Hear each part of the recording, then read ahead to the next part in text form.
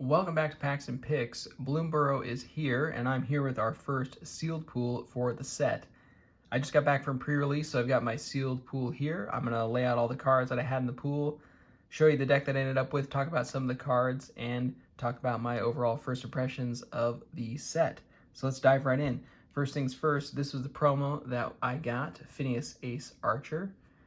So there's our first rare of the set, and then I've already got these organized by color, so we'll just kind of jump through these. We got 2 Banishing Lights, Pileated Provisioner, Intrepid Rabbit, Thistledown Players, Nettle Guard, Warren Elder, Seasoned Warren Guard, Feather of Flight, Mouse Trapper, and Essence Channeler was a rare in white. In blue we had Thought Shucker, Shore Up, Sky Skipper Duo, Bellowing Crier, Runaway Together, Dazzling Denial, Into the Flood Maw, Long River Lurker, Splash Portal, Mind Whisker, and Azure Beastbinder was a rare in blue. In black we had Starlit Soothsayer, actually had 2 of those. Nocturnal Hunger we had 2 of. Thornplate Intimidator, Early Winter, Saver, Agate Blade Assassin, Starscape Cleric, Moonstone Harbinger, Scavenger's Talent was one of our rares in black, as was Coiling Rebirth was another one of our rares. In red we had Might of the Meek, another Might of the Meek, Sazakap's Brew, Raccoon Rallier, Frilled Sparkshooter, Roughshod Duo, Quake Tossed Boar, Flame Cash Gecko, Rabid Gnaw, Reptilian Recruiter, Byway Barterer was one of our rares, and Emberheart Challenger.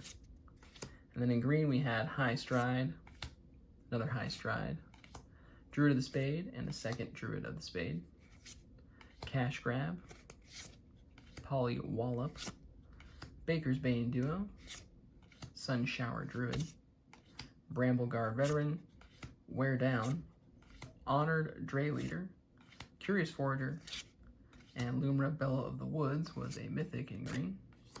In multicolor, we had Cindering Cutthroat, Junkblade Bruiser, Corpseberry Cultivator, Head of the Homestead.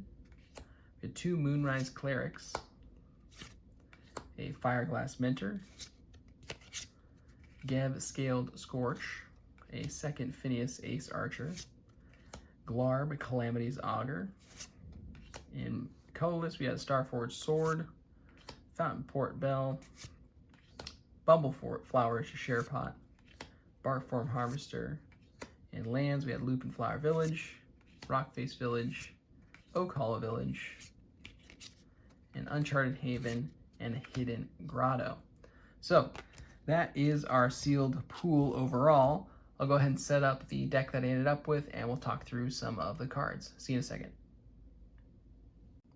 All right, here's the deck that I ended up with for pre-release. It is a green and white build. And before I dive into the cards out here, I want to talk about the biggest decision that I had to make during deck building, which was what colors to cut. And what I ultimately, the biggest choice for me to make was to cut black. If you remember from the sealed pool overview, black had a pretty good removal package this time around. So I had 2 of these Nocturnal Hunger, had a Saver, an Early Winter. And so looking at just the removal that black was offering, I really wanted to play black for all of this interaction that it offered, but there weren't a lot of great creatures in black. So I knew whatever color that I was going to pair with black was going to have to do a lot of the heavy lifting as far as board presence goes. And I had a couple pesky flyers in black, but not a lot that I felt that could really shore up the rest of the deck that I ended up with. I did have one neat little kind of mini combo in the form of Agate Blade Assassin and Starscape Cleric to do some draining from our opponent, but this was really the most exciting bit of our creature package out of black. So I ultimately didn't go with black this time around, but I'm still happy with the white-green build that I ended up with, and we'll talk about right now.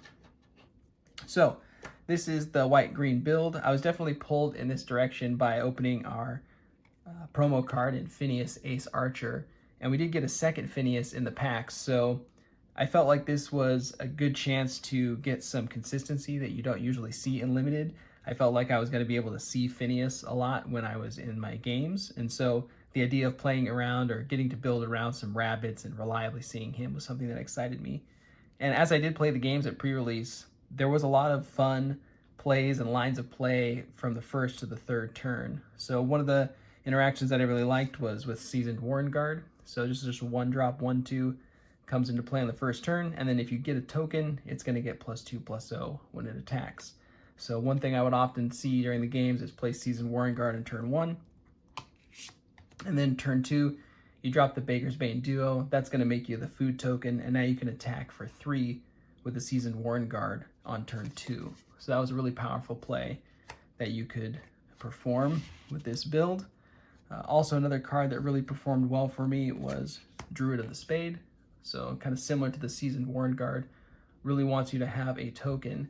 And at first blush, I thought this was also like the Seasoned Warren Guard, where it got this bonus on attack, but it just gets the bonus all the time. So once you have that food token, or maybe the 1/1 fish lying around that someone had gifted you, this is just going to be a 4/3 for the rest of the game, or for the rest of the time that you have the token. So Druid of the Spade was a really great card for me that I really liked. And I had a second one in the pool, but I ended up not playing it. Looking back on some of my games, I think I would have found a slot or replaced one of the cards in the pool, or one of the cards in the deck with this extra Druid of the Spade, just because of how well it performed for me. Some other interactions that I liked with this deck were Intrepid Rabbit. So I put it here in the 4-drop slot because it really was so great to play this on turn 4, get that Offspring token, and it is a token, so that means you're triggering your Seasoned Warren Guard, you're triggering your your Druid of the Spade, as well as getting those 2 +1/+1 triggers, so you can really juice up one of those earlier plays, get in with a hit with a smaller creature you wouldn't otherwise on turn 4. And then you've got a 3/2 and a 1/1 sticking around, and rabbits too as well to trigger off of Phineas. One other combo that I had in the deck that really didn't actually perform as well as I would have hoped was Essence Channeler. So this was one of the rares in our pool. If you've lost life this turn, it gets Flying and Vigilance. If you gain life, it's a +1/+1 counter. So I had this Essence Channeler and the 2-drop slot, and we had 2 of these Moonrise Clerics. So I put this in as just a 2/3 flyer that gains us life, but it never really sequenced out in the games that I played to really start to leverage the Essence Channeler too much. Not to say that it's a bad combo or it's a bad set of interactions on a 2 and a 3-drop, but just something that didn't really pan out. But the 2/3 flyer was great to have as a backup in the air. And then another card that we had, another one of our rares, Lumra, Belle of the Woods. So 6 mana, most likely going to be a 6/6 at the very least when it comes into play. Sometimes this was an 8/8 for me, getting a couple lands out of the graveyard, but it was a great finisher for me, or a great top end on the deck for when I did draw it. As well as Head of the Homestead. Just a common, but getting 3 rabbits on one card was just super devastating, with cards like Phineas being able to pump up a couple of these rabbits that they stuck around. So Head of the Homestead actually ended up being quite an impactful card at the top end of the curve. And that's the deck that I ended up with. Let me know in the comments down below what you think of the pool, what you think of this deck. Let me know how your pre-release for Bloomburrow has been going, and stick around because we've got more sealed decks in Bloomburrow to come. See you soon.